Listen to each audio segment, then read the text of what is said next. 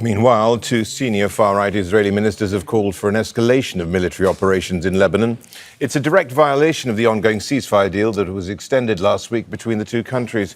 Finance Minister Bezalel Smotrich called for strikes on Beirut to counter Hezbollah's drone attacks, saying for every explosive drone, he said 10 buildings must fall in Beirut.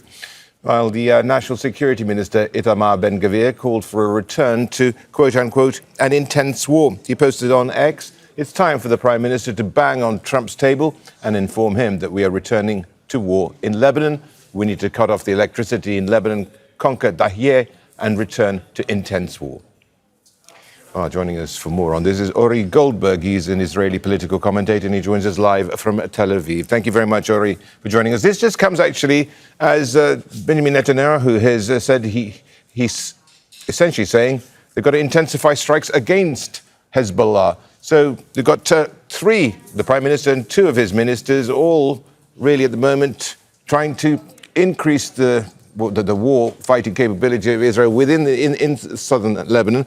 Surely this has got a political dimension to it as well. Most definitely. At the same time Netanyahu is doing this, he is orchestrating in shady back rooms a political deal that will disqualify at least one of the Israeli-Palestinian parties that are expected to run in the upcoming election, thereby ensuring that Israeli-Palestinian participation will be significantly lessened, and that means that his opposition will have less of a chance to remove him from office. This is all political. This has absolutely nothing to do with security. It has nothing to do with any kind of resolution. It hasn't even got anything to do with winning a war.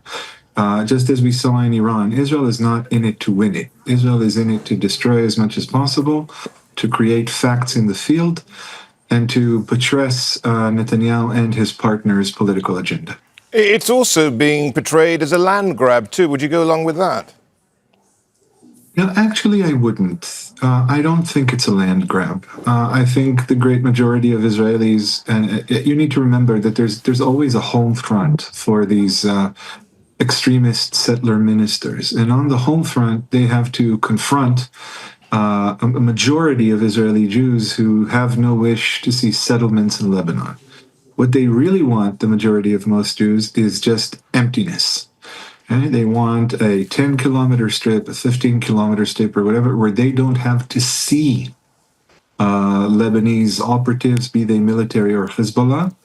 And that fits very well with what Israel did to Gaza. You know, Israel erased Gaza. It didn't seek out particular military achievements. It wanted Gaza gone. It wanted the Palestinians gone.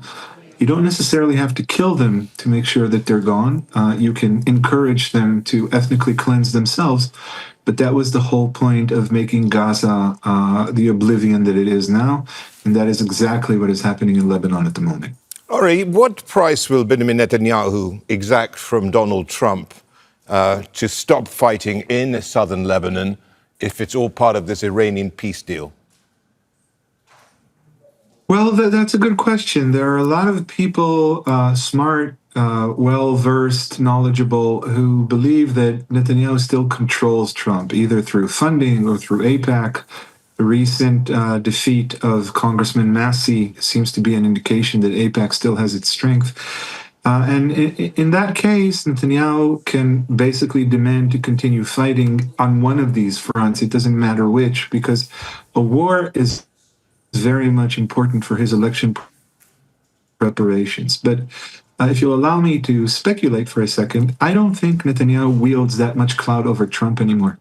I don't think Trump trusts Netanyahu. I don't think Trump, even with the magic that's usually ascribed to Jewish donors, I don't think Trump sees himself in Netanyahu's debt or in the debt of any one of those donors. I think Trump is genuinely trying to get out of the worst quagmire he has managed to sink himself in.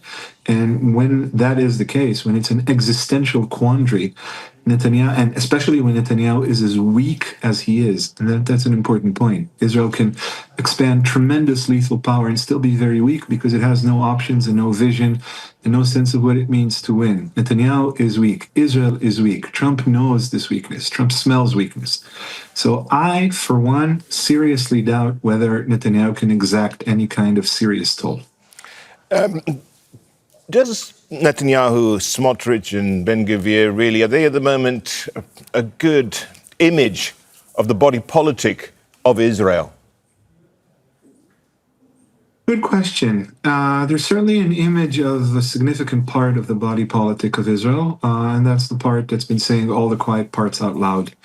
Where once, Israelis did not talk about the need to make all the Palestinians go away. Now that's considered very civil discourse. But there's a difference between Netanyahu, Smotrich, and Ben-Gvir. Netanyahu really does have a very broad constituency who dislike his personal demeanor, but really don't see anybody who can replace him effectively or do something that he doesn't do because they support his genocidal policies. Both Smotrich and Ben-Gvir are sectorial leaders.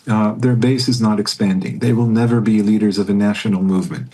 Each of them has his own agenda. Ben-Gvir is a provocateur. He just wants to set the whole place on fire. Smotrich is a hardcore religious right ideologue, but neither of them has the ability or the political capital to ultimately threaten Netanyahu as potential heirs apparent. Ori, thank you so much for joining us. Ori Goldberg, an Israeli political commentator, joining us there live from Tel Aviv.